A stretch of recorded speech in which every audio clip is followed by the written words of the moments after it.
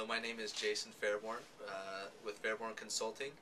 We focus our activities on building, designing businesses at the base of the pyramid in developing countries, generally using a model called microfranchising, which has been proven to be quite successful, targeting and reaching, creating livelihood development for people at the BOP while providing goods and services at the same time.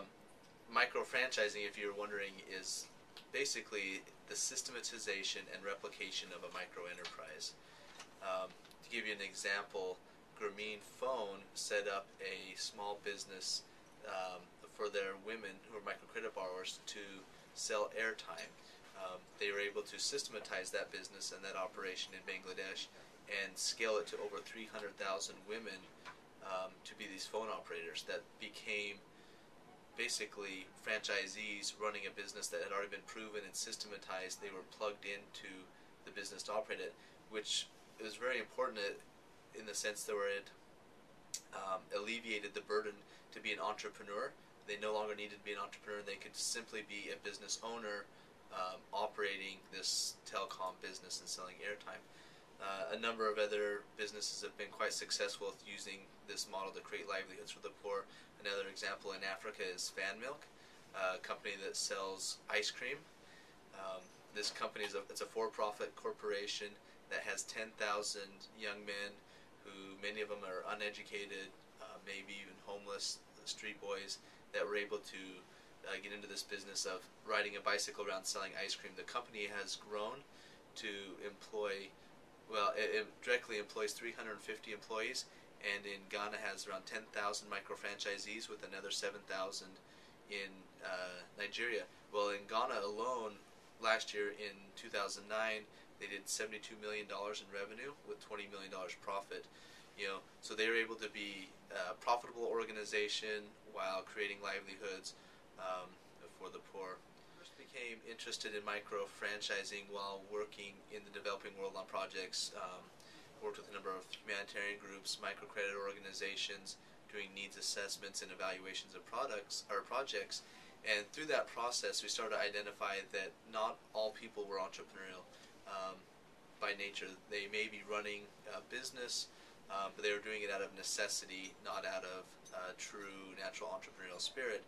And the idea was to kind of figure out a way how we could help people be business owners and be successful in the market without having to be entrepreneurial, be innovative, and create and design a business model that's unique and diverse. And so from that we went through a number of concepts, from a business in a box, and ended up settling on this kind of concept of micro-franchising, where we could systematize a business, provide somebody with the skills needed, the training necessary to run that business, teach them how to do the basic bookkeeping, how to write invoices, how to do inventory management, give them a brand that's recognizable, give them all the hand-holding, all the necessary tools to own and operate a business without them having to go through the process of creating that business, and basically ended up terming that micro-franchising.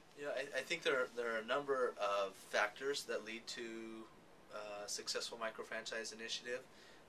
One of them is having a recognizable logo, having that strong brand, having a strong brand that resonates well with the customer.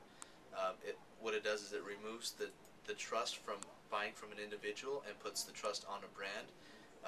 Many times at the BOP, people buy based off of relationships. So like, I trust my neighbor, I trust this cousin, and so they purchase from that individual.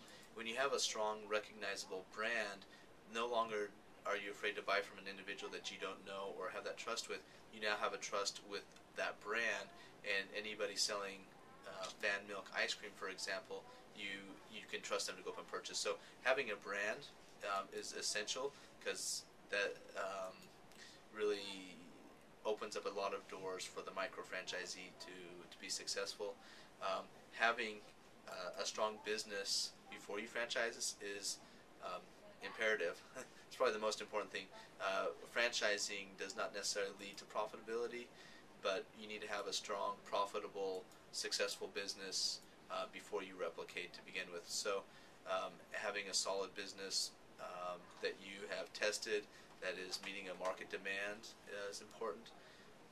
And actually, we would probably like to put a lot of emphasis on that idea of having meeting a market demand.